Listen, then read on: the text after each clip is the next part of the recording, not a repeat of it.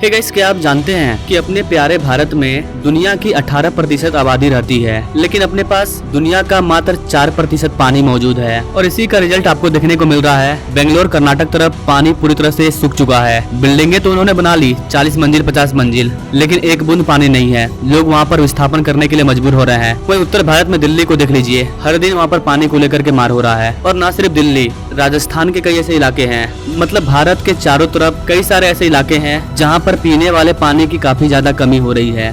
वहीं दूसरी ओर हमें ये भी देखने को मिलता है कि उत्तर भारत में हर साल कहीं न कहीं बाढ़ भी आता है, चाहे वो उत्तराखंड हो, असम हो। कई ऐसे इलाके हैं जो बाढ़ में डूब ही जाते हैं बरसात में। और जब गर्मी आता है तो कई ऐसे इलाके हैं जो एक एक बूंद पानी के लिए तरसते हैं। आखिर ऐसा होता क्यों है? क्या हम एक ऐसे सिस्टम को तैयार नहीं कर सकते हैं कि हम बाढ़ के पानी को स्टोर कर लें, और गर्मियों में जिन राज्यों में एक एक बूंद पानी की किल्लत हो जाती है उनको इस पानी को प्रोवाइड करवाएं। तो गाइस, आपको बताना चाहेंगे कि भारत सरकार कुछ ऐसे ही प्रोजेक्ट पर काम कर रही है, और ये भारत का अब तक का सबसे महंगा प्रोजेक्ट भी होने वाला है। ऐसा करने का प्रयास तो लंबे समय से किया जा रहा है, लेकिन इसमें कई सारे प्रॉब्लम है, कई सारे चैलेंजेस है, जिसकी वजह से हर सरकार इसको कंप्लीट नहीं कर पाती है। तो ये बात करते हैं ये कौन सा प्रोजेक्ट है, सरकार इसका कितना काम कर चुकी है, कितना काम हो रहा है। नमस्ते and welcome you all world affair, मैं हूं विकास।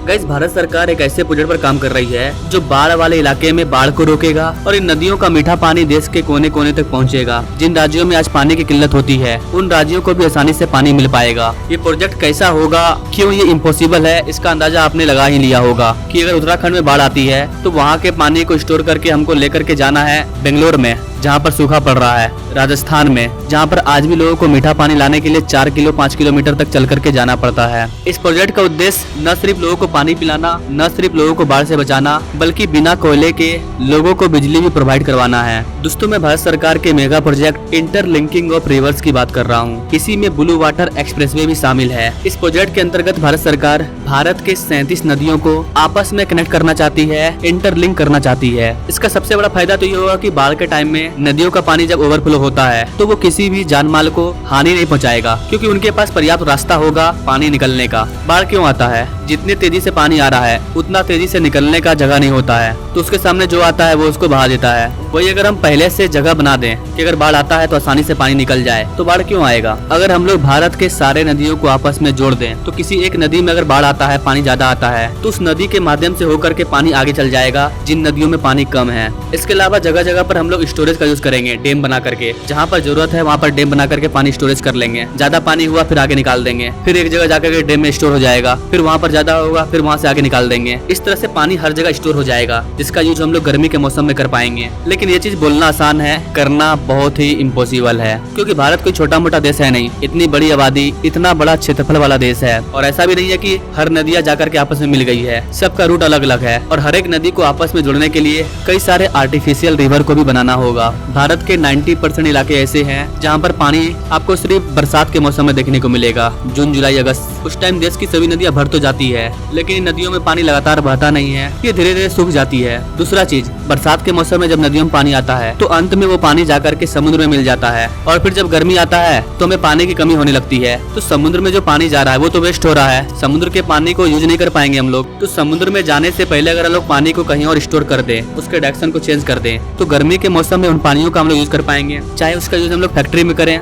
सिंचाई में करें, या फिर लोगों के पानी की जरूरत को पूरा करने में करें। कई सारे यूज है इसके। भारत की 50% रिवर बरसात के 2-3 महीने बाद ही सूख जाती है, क्योंकि इनके पानी का जो मुख्य स्रोत है वो सिर्फ बारिश था। बारिश खत्म, पानी खत्म। लेकिन कई सारी ऐसी नदियां हैं जिसका मुख्य स्रोत हिमालय की पहाड़ियां हैं, बर्फ है, या कुछ ऐसी नदियां हैं जिनका पानी कभी खत्म नहीं होता है।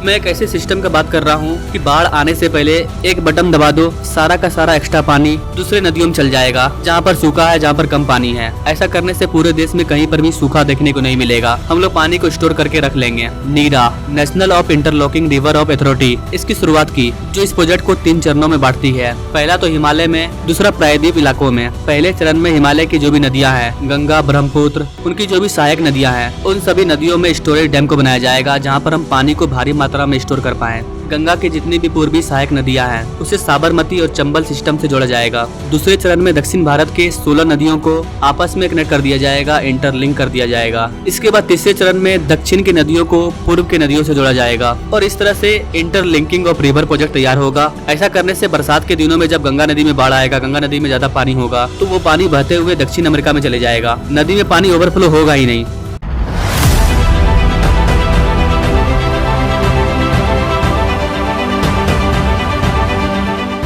ये भारत सरकार का एक महत्वाकांक्षी प्रोजेक्ट है जिसमें नदियों को तो इंटरलिंक किया ही जाएगा। इसके अलावा पानी को स्टोर करके इन पानियों से हम लोग इलेक्ट्रिसिटी को भी जनरेट करेंगे। इसमें हम लोगों को कई सारे डैम को बनाना होगा ताकि हम वहाँ पर हाइड्रो पावर प्लांट को बैठा पाए। भारत सरकार इस प्रोजेक्ट के माध्यम से 34,000 मेगावाट की बिजली को जनरेट करना चाहती है। इसके अलावा इंटरलिंकिंग ऑफ रिवर प्रोजेक्ट के माध्यम से देश में जो यातायात हो रहा है उसे हम लोग ब्लू वाटर एक्सप्रेसवे में तब्दील कर देंगे। मतलब अब नदियों के माध्यम से नदियों के ऊपर शिप और कार्गो को चलाया जाएगा, जिससे कि लॉजिस्टिक वगैरह को लाने ले जाने में आसानी होगी, पॉल्यूशन नहीं होगा, फ्यूल नहीं जलेगा, रोड पर से भार कम होगा। मध्य प्रदेश जैसे कई ऐसे राज्य हैं जो लैंडलॉक हैं, चारों तरफ से भूमि से घिरे हुए हैं, उनको भी आर्टिफिशियल नदी मिलेगा जिसके माध्यम से वो शिप कार्गो के माध्यम से ट्रेड कर पाएंगे। हमारे किसान भाइयों को भी बारिश के पानी पर डिपेंड नहीं रहना पड़ेगा। अगर ये प्रोजेक्ट बनकर के तैयार होगा तो पूरे देश के किसान को फायदा होगा। नदियों को छोटे छोटे नहरों से जोड़ा जाएगा ताकि गाँव-गाँव पानी पहुँचे। देश के हर एक कोने को अगर पानी मिलेगा तो पेड़ पौधों को भी फायदा होगा, देश की गर्मी भी कम होगी। अगर हम लोग हाइड्रो प्लांट से बिजली को बनाएंगे तो कोयले का उत्पादन कम होगा, जिससे कि कार्बन डाइऑक्साइड भी कम होगा और फाइनली ग्लोबल वार्मिंग से भी छुटकारा मिलेगी। इसके अलावा राजस्थान के थार रेगिस्तान में जहाँ पर अभी भी पानी मौजूद नहीं है, उन इलाकों को भी पानी दिया जाएगा। और गाइस, ये जो प्रोजेक्ट है नदी जोड़ो परियोजना, इसका इतिहास काफी लंबा है। जैसा कि मैंने आपको शुरू में ही बताया, प्लानिंग तो बहुत पहले से चल रहा है, लेकिन सरकार इस पर उतना तेजी से एक्शन नहीं ले पा रही थी। इस तरह के प्रोजेक्ट के बारे में भारत में जो अंग्रेज थे वो भी सोचा करते थे, लेकिन आजादी का 75 साल पूरा हो चुका है, अभी भी ये प्रोजेक्ट बनकर के तैयार नहीं हुआ है। 2005 से 2013 तक इस पर कई सारी चर्चा हुई, लेकिन कोई भी रिजल्ट निकल करके सामने नहीं आया। इसके बाद साल 2014 में जब मोदी गवर्नमेंट आई तो इन्होंने इस प्रोजेक्ट पर ध्यान दिया और अभी इस पर तेजी से काम चल रहा है। इसी सरकार के द्वारा इंटरलिंकिंग ऑफ रिवर प्रोजेक्ट के नाम से इसे लॉन्च किया गया। चाहे गंगा की सफाई करना स्टार्ट हो या फिर भारत को स्वच्छ भारत बनाना हो, नदियों की साफ सफाई करना हो, इन सब का शुरुआत 2014 के बाद ही हुआ है। नदियों को आपस में जोड़ने के लिए सरकार अब तक 7,600 करोड़ रुपया खर्च कर चुकी है, लेकिन अभी भी इस प्रोजेक्ट का काम काफी स्लो है क्योंकि इसके ऊपर कई सारे चैलेंजेस हैं। पहली बात तो इसमें लाखों करोड़ रुपया खर्च होगा।